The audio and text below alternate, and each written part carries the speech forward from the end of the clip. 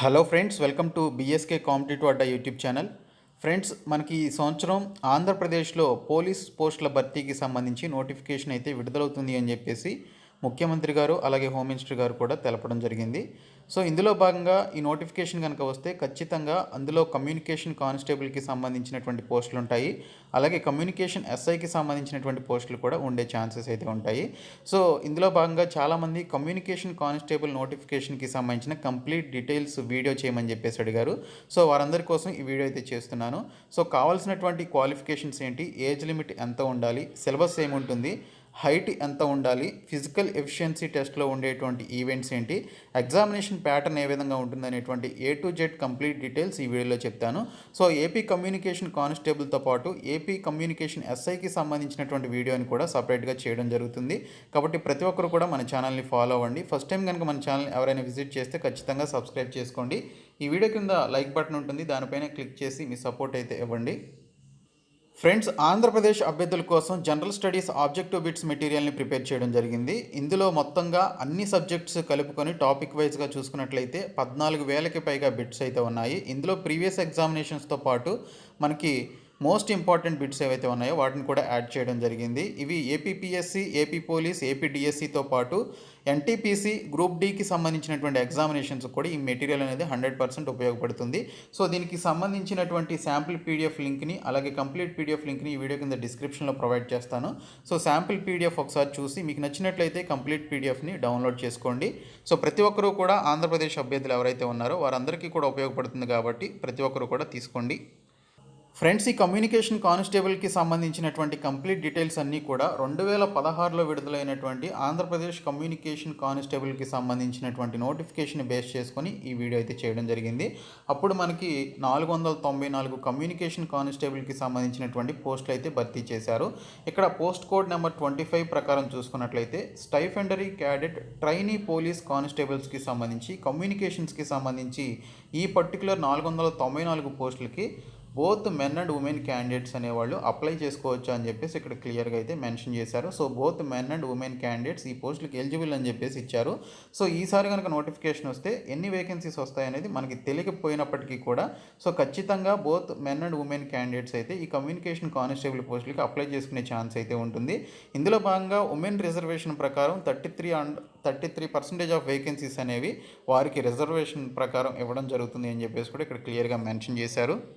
So దీనికి సంబంధించిన eligibility conditions complete details చూద్దాము. సో జాగ్రత్తగా చూడండి. ఇక్కడ చూసుకున్నట్లయితే ఈ పోస్ట్ కోడ్ నెంబర్ 25కి సంబంధించి both men and women candidates eligible అవుతారు. ఇక్కడ చూసుకున్నట్లయితే జనరల్ రూల్ ప్రకారం ఆంధ్రప్రదేశ్కి సంబంధించినటువంటి లోకల్ క్యాండిడేట్స్ అందరూ కూడా ఈ జాబ్స్కి అప్లై చేసుకోవచ్చు అని చెప్పేసి మెన్షన్ చేశారు. అయితే హోమ్ గార్డ్స్గా చేస్తున్నటువంటి అభ్యర్థులు ఎవరైతే ఉన్నారో వారు మినిమం 360 డేస్ ఆఫ్ డ్యూరేషన్లో వారు కనుక హోమ్ గార్డ్స్గా ఉన్నట్లయితే వారు కూడా ఈ జాబ్స్కి అప్లై చేసుకోవచ్చు. సో వారికి సంబంధించిన ఏజ్ లిమిట్ చూసుకున్నట్లయితే 18 నుంచి 30 సంవత్సరాల ఏజ్ అయితే ఉండాలి అని చెప్పేసి ఇక్కడ క్లియర్గా అయితే మెన్షన్ చేయడం జరిగింది. ఇది హోమ్ గార్డ్స్కి సంబంధించినటువంటి ఏజ్ లిమిట్ అనమాట. ఇంకా హోమ్ గార్డ్స్ కాకుండా ఆల్ అదర్ క్యాండిడేట్స్ ఎవరైతే ఉన్నారో నార్మల్ క్యాండిడేట్స్ వారికి 18 నుంచి 22 సంవత్సరాలు ఏజ్ లిమిట్ అయితే ఉండాలి అని చెప్పేసి మెన్షన్ చేశారు. సో ఇది 18 నుంచి 22 సంవత్సరాల ఏజ్ లిమిట్ అనేది నార్మల్ క్యాండిడేట్స్కి అనమాట. అదర్ దాన్ హోమ్ గార్డ్స్ ఎవరైతే హోమ్ గార్డ్స్గా చేస్తున్నారో వారు కాకుండా మిగిలినటువంటి నార్మల్ క్యాండిడేట్స్ ఎవరైతే అప్లై చేసుకుంటారో వారికి 18 నుంచి 22 సంవత్సరాలు ఏజ్ లిమిట్ అనేది ఉండాలి. ఇంకెక్కడ చూసుకున్నట్లయితే ఏజ్ రిలాక్సేషన్ కూడా కొంతమంది క్యాండిడేట్స్కి ఇవ్వడం జరుగుతుంది. అది ఎవరికి అంటే బీసీ క్యాండిడేట్స్కి అలాగే ఎస్సీ క్యాండిడేట్స్కి, ఎస్టీ క్యాండిడేట్స్కి ఇవ్వడం జరుగుతుంది. అది ఎన్ని ఇయర్స్ అంటే 5 ఇయర్స్ పాటు ఇవ్వడం జరుగుతుంది. సో మినిమం 18 సంవత్సరాలు తీసుకున్నట్లయితే బీసీ, ఎస్సీ, ఎస్టీ క్యాండిడేట్స్కి 22కి మ్యాక్సిమం ఏజ్ లిమిట్ 22 సంవత్సరాలకి ఇంకొక 5 ఇయర్స్ యాడ్ చేసుకోవాల్సి ఉంటుంది. అంటే మ్యాక్సిమం 27 సంవత్సరాల వయసు ఉన్నటువంటి బీసీ, ఎస్సీ, ఎస్టీ క్యాండిడేట్స్ ఈ జాబ్స్కి అప్లై చేసుకోవడానికి ఎలిజిబుల్ అనమాట. 27 సంవత్సరాల లోపు ఉండాలి. 27 సంవత్సరాల కంటే ఎక్కువ ఉంటే మాత్రం నాట్ ఎలిజిబుల్ అనమాట ఈ జాబ్స్కి అప్లై చేసుకోవడానికి. ఇంకా చూసుకున్నట్లయితే ఎవరైతే ఆంధ్రప్రదేశ్ స్టేట్ గవర్నమెంట్కి సంబంధించిన ఏపీ ట్రాన్స్కోలో, డిస్కమ్స్లో, ఏపీ జన్కో, ఏపీఎస్ఆర్టీసీ, కార్పొరేషన్స్లో, మున్సిపాలిటీస్లో, లోకల్ బాడీస్ లాంటి స్టేట్ గవర్నమెంట్కి సంబంధించినటువంటి ఎంప్లాయీస్ ఎవరైతే ఉంటారో వాళ్ళు ఈ జాబ్స్కి అప్లై చేసుకుంటే వారికి కూడా మ్యాక్సిమం ఏజ్ రిలాక్సేషన్ వచ్చేసి 5 ఇయర్స్గా ఇవ్వడం జరిగింది. సో వారికి కూడా 27 ఇయర్స్ ఉన్నా కూడా వాళ్ళు దీనికి వారు కూడా ఆ పర్టికులర్ 5 ఇయర్స్ అనేవి యాడ్ చేసుకొని వాళ్ళు కూడా ఈ జాబ్స్కి అనేది అప్లై చేసుకోవచ్చు. ఇక్కడ చూసుకున్నట్లయితే ఎవరైతే ఆర్మీలో కానీ, ఇండియన్ నేవల్లో కానీ, ఎయిర్ ఫోర్స్లో కానీ ఎవరైతే పనిచేస్తున్నారో వాళ్ళు ఈ జాబ్స్కి అప్లై చేసుకోవాలనుకుంటే వారికి 3 ఇయర్స్ పాటు ఈ యొక్క ఏజ్ రిలాక్సేషన్ అయితే ఇవ్వడం జరిగింది. ఇంకా ఎన్సీసీ క్యాడెట్ కార్ప్స్గా ఎవరైతే 6 మంత్స్ పాటు దీనికి సంబంధించి సర్వీస్ చేసి ఉన్నారో వారికి కూడా 3 ఇయర్స్ వరకు ఏజ్ రిలాక్సేషన్ అయితే ఇవ్వడం జరిగింది. అలాగే స్టేట్ సెన్సస్ డిపార్ట్మెంట్ అంటే రాష్ట్ర జనాభా లెక్కలకు సంబంధించినటువంటి డిపార్ట్మెంట్ ఏదైతే ఉందో అందులో పనిచేస్తున్నటువంటి ఎంప్లాయీస్కి వీరికి సంబంధించి కూడా మ్యాక్సిమం 3 ఇయర్స్ వరకు ఏజ్ రిలాక్సేషన్ అయితే ఇవ్వడం జరిగింది అని చెప్పేసి ఇక్కడ మెన్షన్ చేశారు. ఇంకొకటి చూసుకున్నట్లయితే ఎవరైతే డివోర్స్డ్ ఉమెన్ కానీ, విడో కానీ, అలాగే హస్బెండ్ నుంచి సపరేట్గా ఉంటున్నటువంటి ఉమెన్ కానీ ఎవరైతే ఉన్నారో వారికి కూడా ఏజ్ రిలాక్సేషన్ అయితే ఇవ్వడం జరిగింది. ఎస్సీ ఎస్టీ క్యాండిడేట్స్కి అయితే 18 నుంచి 40 సంవత్సరాల వయసు ఉన్నటువంటి వాళ్ళు అప్లై చేసుకోవచ్చు అని చెప్పేసి మెన్షన్ చేశారు. ఎస్సీ కానీ, ఎస్టీ కానీ. ఓకే, ఎస్సీ ఎస్టీ కాకుండా ఇంకా అదర్ క్యాస్ట్ వాళ్ళు అయితే 18 నుంచి 35 సంవత్సరాలు కలిగి ఉండాలి వయసు అని చెప్పేసి ఇక్కడ మెన్షన్ చేశారు. ఎస్సీ ఎస్టీస్కి అయితే 18 నుంచి 40 సంవత్సరాల వరకు ఉన్నటువంటి వాళ్ళు అప్లై చేసుకోవచ్చు. విడో కానీ, డివోర్స్డ్ ఉమెన్ కానీ, లేదా హస్బెండ్ నుంచి సపరేట్ అయినటువంటి ఉమెన్ కానీ ఉన్నట్లయితే వాళ్ళు 18 నుంచి 40 సంవత్సరాలు ఉన్నటువంటి వాళ్ళు అప్లై చేసుకోవచ్చు. అది కూడా ఎస్సీ లేదా ఎస్టీ అయి ఉండాలి. అదే ఎస్సీ ఎస్టీ కాకుండా అదర్ క్యాండిడేట్స్ అయితే మాత్రం వారు అంటే బీసీ కానీ, ఓసీ కానీ, ఈడబ్ల్యూఎస్ క్యాండిడేట్స్ అయితే 18 నుంచి 35 సంవత్సరాల వయసు అనేది కలిగి ఉండాలి అని చెప్పేసి ఇక్కడ క్లియర్గా అయితే మనకి మెన్షన్ చేయడం జరిగింది. ఇంకొకటి ఇంపార్టెంట్ చూసుకున్నట్లయితే ఎడ్యుకేషనల్ క్వాలిఫికేషన్స్ అనమాట. సో ఎడ్యుకేషనల్ క్వాలిఫికేషన్స్కి సంబంధించి చూసుకున్నట్లయితే ఫస్ట్ 10th క్లాస్ అనేది ఖచ్చితంగా ఉండాలి. ఓకే, 10th క్లాస్ అనేది ఖచ్చితంగా ఉండాలి. దానితో పాటు ఐటీఐ అంటే ఇండస్ట్రియల్ ట్రైనింగ్ ఇన్స్టిట్యూషనల్ సర్టిఫికేట్ ఎవరికైతే ఉందో అది కూడా పర్టికులర్ ట్రేడ్స్లో ఎవరైతే వీటికి సంబంధించినటువంటి ట్రేడ్స్ చేశారో వాళ్ళు మాత్రమే ఎలిజిబుల్ అనమాట. అది ఏంటి అంటే electronic mechanic or information technology and electronic system maintenance or computer operator and programming assistant are mechanic consumer electronics or electrician అని చెప్పేసి మెన్షన్ చేశారు. సో ఇక్కడ 10th క్లాస్తో పాటు ఇండస్ట్రియల్ ట్రైనింగ్ ఇన్స్టిట్యూషనల్ సర్టిఫికేట్ పొందినటువంటి ఈ పర్టికులర్ ట్రేడ్స్లో ఎవరైతే ఇండస్ట్రియల్ ట్రైనింగ్ ఇన్స్టిట్యూషనల్ సర్టిఫికేట్ పొందారో వాళ్ళు అప్లై చేసుకోవచ్చు. లేదా మీరు 10th క్లాస్తో పాటు ఈ సర్టిఫికేట్ కనుక మీకు లేకపోతే ఇంకొక ఆపర్చునిటీ కూడా ఉంది. ఇక్కడ ఆర్ అని చెప్పేసి మనకి బోల్డ్ కలర్లో మనకి ఇక్కడ బోల్డ్గా ఇక్కడ ఇంకొక క్వాలిఫికేషన్ అయితే ఇచ్చారు. అదేంటంటే 2 ఇయర్స్ ఇంటర్మీడియట్ కోర్స్ అనేది ఎంపీసీలో కానీ లేదా వొకేషనల్ ఇంటర్మీడియట్ కానీ చేసినట్లయితే వాళ్ళు అప్లై చేసుకోవచ్చు. దానితో పాటు 2 ఇయర్స్ ఇంటర్మీడియట్ ఎంపీసీ కోర్స్ కానీ లేదా వొకేషనల్ ఇంటర్మీడియట్తో పాటు ఈఈటీ అంటే ఎలక్ట్రానిక్ ఇంజనీరింగ్ టెక్నీషియన్ కానీ లేదా ఎలక్ట్రికల్ టెక్నీషియన్ కానీ అలాగే wiring and servicing of electrical అప్లికేషన్స్కి సంబంధించి 10th క్లాస్ తర్వాత ఇంటర్మీడియట్ తర్వాత ఈ కోర్సులు కూడా చేసినటువంటి వాళ్ళు ఎవరైతే ఉన్నారో వాళ్ళు కూడా అప్లై చేసుకోవచ్చు. అంటే 10th క్లాస్తో పాటు మీరు ఇండస్ట్రియల్ ట్రైనింగ్ ఇన్స్టిట్యూషనల్ సర్టిఫికేట్ చేసినటువంటి పర్టికులర్ ట్రేడ్స్లో చేసి ఉన్నట్లయితే వాళ్ళు అప్లై చేసుకోవచ్చు.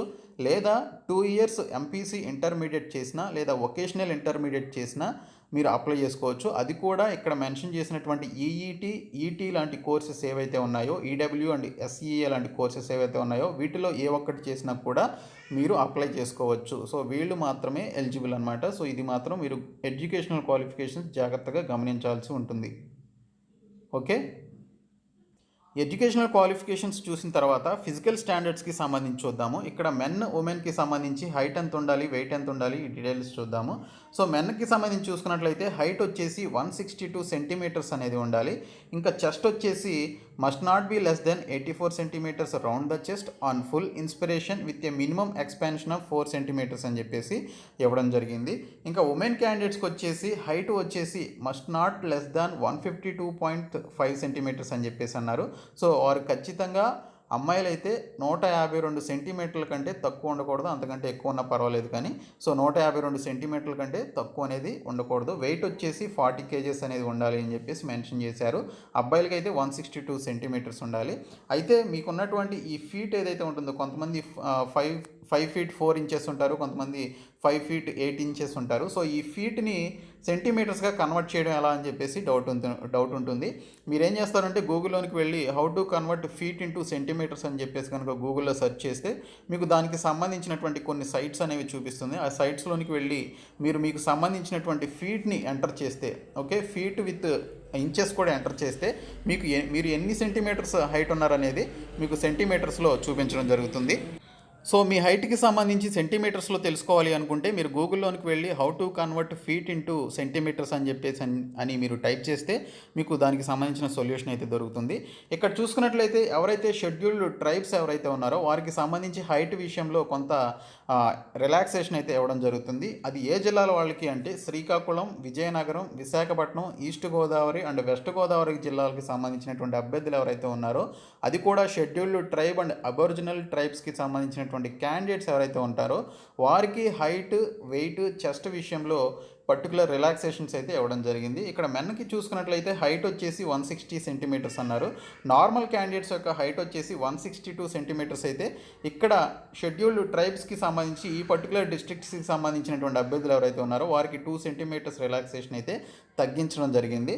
తర్వాత చెస్ట్ వచ్చేసి must not be less than 80 centimeters round the chest on full inspiration with a minimum expansion of 3 centimeters అని చెప్పేసి అన్నారు. సో ఇక్కడ ఉన్నదానికి ఎక్స్పాన్షన్కి సంబంధించి 1 సెంటీమీటర్ తగ్గింది. అలాగే ఇక్కడ 84 సెంటీమీటర్స్ అయితే ఇక్కడ 80 సెంటీమీటర్స్ అని చెప్పేసి మెన్షన్ చేశారు మెన్కి. ఇంకా ఉమెన్ క్యాండిడేట్స్కి చూసుకున్నట్లయితే హైట్ వచ్చేసి 150 సెంటీమీటర్స్ ఇచ్చారు, వెయిట్ వచ్చేసి 38 kgs వరకు ఇవ్వడం జరిగింది. సో ఈ విధంగా ఈ పర్టికులర్ డిస్ట్రిక్ట్స్కి సంబంధించిన షెడ్యూల్డ్ ట్రైబ్స్ ఎవరైతే ఉన్నారో వారికి కొంత రిలాక్సేషన్ అయితే ఈ particular height, weight and chest విషయంలో రిలాక్సేషన్ అయితే ఇవ్వడం జరిగింది. ఓకే, ఇంకా మెడికల్ స్టాండర్డ్స్కి సంబంధించి చూసుకున్నట్లయితే ఐ సైట్ వచ్చేసి నార్మల్గా ఉండాలి. పోలీస్ జాబ్స్కి మీ అందరికీ తెలిసిందే. సో డిస్టెంట్ విజన్కి సంబంధించి 6/6 బోత్ రైట్ అండ్ లెఫ్ట్ ఐకి సంబంధించి ఉండాలి. అలాగే నియర్ విజన్కి సంబంధించి 0/5 అండ్ 0/5 ఉండాలి అని చెప్పేసి మెన్షన్ చేశారు. సో ఇవే మెజర్మెంట్స్ అడుగుతారు ఖచ్చితంగా మెడికల్ స్టాండర్డ్స్కి సంబంధించి ఎప్పుడైనా కూడా ఇందులో చేంజెస్ అయితే ఉండవు. ఓకే, ఫిజికల్లీ హ్యాండిక్యాప్డ్ క్యాండిడేట్స్ అయితే నాట్ ఎలిజిబుల్ అనమాట, ఇది అందరికీ తెలిసిందే. ఇంకా selection procedure and scheme of recruitment ఏ విధంగా ఉంటుంది అని చెప్పేసి చూసుకున్నట్లయితే ఫస్ట్ ప్రిలిమినరీ సెలక్షన్ టెస్ట్ అనేది ఇక్కడ మనకి దీనికి సంబంధించి మెన్షన్ చేసింది ఏంటంటే ఎటువంటి ప్రిలిమినరీ సెలక్షన్ టెస్ట్ అనేది దీనికి ఉండదు. ఇక్కడ చూసుకున్నట్లయితే మనకి 2016లో కండక్ట్ చేసినటువంటి ఎగ్జామినేషన్ కూడా ప్రిలిమినరీ టెస్ట్ అనేది పెట్టలేదు. ఇక్కడ ఫిజికల్ ఎఫిషియన్సీ టెస్ట్ కంప్లీట్ అయిన తర్వాత డైరెక్ట్గా సింగిల్ స్టేజ్ ఎగ్జామినేషన్ అనేది పెట్టారు, రిటర్న్ ఎగ్జామినేషన్. సో దాన్ని బేస్ చేసుకొని రిక్రూట్మెంట్ అయితే చేశారు. ఇక్కడ చూసుకున్నట్లయితే ఫిజికల్ మెజర్మెంట్స్ టెస్ట్కి సంబంధించి, ఫిజికల్ ఎఫిషియన్సీ టెస్ట్కి సంబంధించి ఏ విధమైనటువంటి ఈ యొక్క రిక్వైర్మెంట్స్ ఉంటాయనేది ఒకసారి చూద్దాం, ఏ విధమైనటువంటి రూల్స్ ఉంటాయనేది చూద్దాము. So all candidates declared qualified as above shall be required to attend 1600 meters run, 1 mile run which is qualifying అని చెప్పేసి మెన్షన్ చేశారు. Male candidates must complete the run in 10 minutes or less time. Women candidates must complete the run in 12 minutes 30 seconds or less time అని చెప్పేసి mention చేశారు. So మొత్తం 1600 మీటర్స్కి సంబంధించి ఇక్కడ running అనేది పెట్టడం జరుగుతుంది. ఇది క్వాలిఫైయింగ్ నేచర్లో ఉంటుంది అని చెప్పేసి మెన్షన్ చేశారు. మేల్ క్యాండిడేట్స్ అయితే 10 minutes లోపు మీరు కంప్లీట్ చేయాల్సి ఉంటుంది. ఉమెన్ క్యాండిడేట్స్ అయితే 12 minutes 30 seconds లోపు కంప్లీట్ చేయాల్సి ఉంటుంది అని చెప్పేసి మెన్షన్ చేశారు. సో ఈ విధంగా ఫిజికల్ ఎఫిషియన్సీ టెస్ట్ అనేది కండక్ట్ చేస్తారు. ఇంకా ఫైనల్ రిటర్న్ ఎగ్జామినేషన్ ఏ విధంగా ఉంటుంది అనేది ఒకసారి చూసుకున్నట్లయితే పేపర్ 1 వచ్చేసి మనకి టెక్నికల్ పేపర్ కింద ఇవ్వడం జరుగుతుంది. ఆబ్జెక్టివ్ ఇన్ నేచర్లో ఉంటుందన్నమాట, ఆబ్జెక్టివ్ టైప్లో అడుగుతారు. 200 క్వశ్చన్స్ 200 మార్క్స్కి ఇవ్వడం జరుగుతుంది. దీనికి సంబంధించి minimum qualifying marks category wise చూసుకున్నట్లయితే ఓసీ క్యాండిడేట్స్కి 40%, బీసీ క్యాండిడేట్స్కి 35%, ఎస్సీ ఎస్టీ క్యాండిడేట్స్కి 30% వరకు ఇక్కడ మినిమం క్వాలిఫైయింగ్ మార్క్స్ అనేది ఇక్కడ మనకి మెన్షన్ చేయడం జరిగింది. అప్పుడు మనకు ఓఎంఆర్ షీట్లో దీనికి సంబంధించినటువంటి ఎగ్జామినేషన్ అయితే పెట్టారు. సో ఫైనల్ సెలక్షన్ ఏ విధంగా ఉంటుంది అంటే ఫైనల్ రిటర్న్ ఎగ్జామినేషన్ ఏదైతే ఉంటుందో ఇందులో వచ్చినటువంటి మెరిట్ మార్క్స్తో పాటు ఫిజికల్ ఎఫిషియన్సీ టెస్ట్ క్వాలిఫైయింగ్ అయినటువంటి క్యాండిడేట్స్ని ఈ ఫైనల్ ఎగ్జామినేషన్లో వచ్చినటువంటి మెరిట్ మార్క్స్ ఆధారంగా రిక్రూట్మెంట్ అయితే చేస్తారని చెప్పేసి ఇక్కడ మెన్షన్ చేశారు. ఫిజికల్ ఎఫిషియన్సీ టెస్ట్ అనేది జస్ట్ క్వాలిఫైయింగ్ నేచర్ అనమాట, ఖచ్చితంగా క్వాలిఫై అవ్వాలి మీకు జాబ్ రావాలి అంటే. తర్వాత ఫైనల్ ఎగ్జామినేషన్ ఏదైతే ఉందో ఈ ఎగ్జామినేషన్లో ఇచ్చినటువంటి 200 మార్క్స్లో మీకు ఎవరికైతే మంచి మెరిట్ మార్క్స్ వస్తాయో వారికి ఈ జాబ్ అయితే రావడం జరుగుతుంది. ఇంకా ఫైనల్గా చూసుకున్నట్లయితే ఇక్కడ స్కేల్ ఆఫ్ పే అంటే శాలరీ ఏ విధంగా ఉంటుంది అనేది ఒకసారి చూసుకున్నట్లయితే మనకి ఇక్కడ 16,400 నుంచి 49,870 రూపాయల వరకు దీనికి సంబంధించిన శాలరీ అయితే ఉంటుంది అని చెప్పేసి మెన్షన్ చేశారు. సో ఇప్పుడు ఉన్నటువంటి 7th CPC అలాగే స్టేట్కి సంబంధించినటువంటి యొక్క CPCస్ని వీటన్నిటిని బేస్ చేసుకుని శాలరీ అయితే మనకి మంచి శాలరీని రావడం జరుగుతుంది. ఫైనల్గా సిలబస్ చూద్దాము. సిలబస్ అనేది చాలా ఇంపార్టెంట్. సో ఇక్కడ చూసుకున్నట్లయితే ఆబ్జెక్టివ్ టైప్లో ఉన్నటువంటి ఈ టెక్నికల్ పేపర్కి సంబంధించి 200 క్వశ్చన్స్ అనేవి ఇస్తారు. 200 క్వశ్చన్స్ 200 మార్క్స్కి ఇవ్వడం జరుగుతుంది. సో ఈ 200 మార్క్స్కి సంబంధించి ఉన్నటువంటి టాపిక్స్ చూసుకున్నట్లయితే 4 టాపిక్స్ ఉంటాయి. ఎలక్ట్రికల్కి సంబంధించి, ఎలక్ట్రానిక్స్ అండ్ రేడియోకి సంబంధించినటువంటి టాపిక్స్తో పాటు బేసిక్స్ ఆఫ్ కంప్యూటర్స్, అలాగే టెలిఫోన్ సిస్టమ్కి సంబంధించినటువంటి టాపిక్స్ అనేవి అడగడం జరుగుతుంది. ఎలక్ట్రికల్కి సంబంధించి చూసుకున్నట్లయితే characteristic and application of conductors, insulators, semi conductors, construction of carbon, wire wound, linear, అలాగే రెసిస్టర్స్కి సంబంధించి, థెర్మిస్టర్స్కి సంబంధించి, పొటెన్షియోమీటర్స్కి సంబంధించి, Kirchhoff's law, Ohm's law, principle of construction and special feature of simple మీటర్కి సంబంధించి, ఈ విధంగా ఎలక్ట్రికల్ డిపార్ట్మెంట్కి సంబంధించి ఉండేటువంటి టాపిక్స్ అన్నీ కూడా ఇందులో ఉండడం జరిగింది. ఇంకా ఎలక్ట్రానిక్స్ అండ్ రేడియోకి సంబంధించి చూసుకున్నట్లయితే ఎక్కువగా ఎవరైతే ఇంజనీరింగ్లో ఈసీఈ చదివారో దానికి సంబంధించినటువంటి టాపిక్స్ అయితే ఉంటాయి. అలాగే బేసిక్ నాలెడ్జ్కి సంబంధించినటువంటి ఈసీఈకి, ఎలక్ట్రానిక్స్కి సంబంధించిన బేసిక్ క్వశ్చన్స్ ఏవైతే ఉంటాయో వాటి నుంచి కూడా క్వశ్చన్స్ అనేవి రావడం జరుగుతుంది. ఇంకా బేసిక్స్ ఆఫ్ కంప్యూటర్స్కి సంబంధించి MS Office, MS Word, Excel, power పాయింట్కి సంబంధించిన ఫండమెంటల్స్ అడుగుతారు. ఎంఎస్ దాస్ గురించి, విండోస్ ఆపరేటింగ్ సిస్టమ్ గురించి, PC assembly and software installation గురించి, లోకల్ ఏరియా నెట్వర్క్ గురించి, బేసిక్స్ ఆఫ్ వ్యాన్ అంటే వైడ్ ఏరియా నెట్వర్క్కి సంబంధించిన క్వశ్చన్స్ అనేవి అడుగుతారు. ఇంకా టెలిఫోన్ సిస్టమ్కి సంబంధించి చూసుకున్నట్లయితే టెలిఫోన్ ఇన్స్ట్రుమెంట్స్, అలాగే ఫ్యాక్స్కి సంబంధించి ఇంటర్నెట్ టెలిఫోనీ, అలాగే internet telephony and GSM and CDMA phone సిస్టమ్కి సంబంధించినటువంటి క్వశ్చన్స్ అయితే రావడం జరుగుతుంది.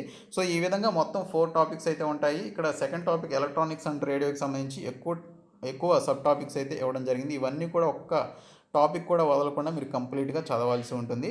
సో ప్రతి ఒక్కరూ కూడా ఈ వీడియోని మీ ఫ్రెండ్స్కి అయితే షేర్ చేయండి. సో కంప్లీట్ డీటెయిల్స్ అయితే చెప్పాను. ఎవరైతే కమ్యూనికేషన్ కానిస్టేబుల్కి సంబంధించి డౌట్స్ ఉన్నాయో వారందరికీ కూడా ఈ వీడియో అనేది కంప్లీట్ ఇన్ఫర్మేషన్ అయితే ఇవ్వడం జరుగుతుంది.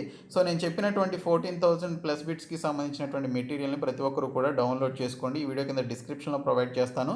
అలాగే ఈ సిలబస్కి సంబంధించిన పీడిఎఫ్ని 2016కి సంబంధించిన నోటిఫికేషన్ పీడిఎఫ్ని ఈ వీడియో కింద డిస్క్రిప్షన్లో ప్రొవైడ్ చేస్తాను. ప్రతి ఒక్కరు కూడా డౌన్లోడ్ చేసుకోండి. Thank you so much guys.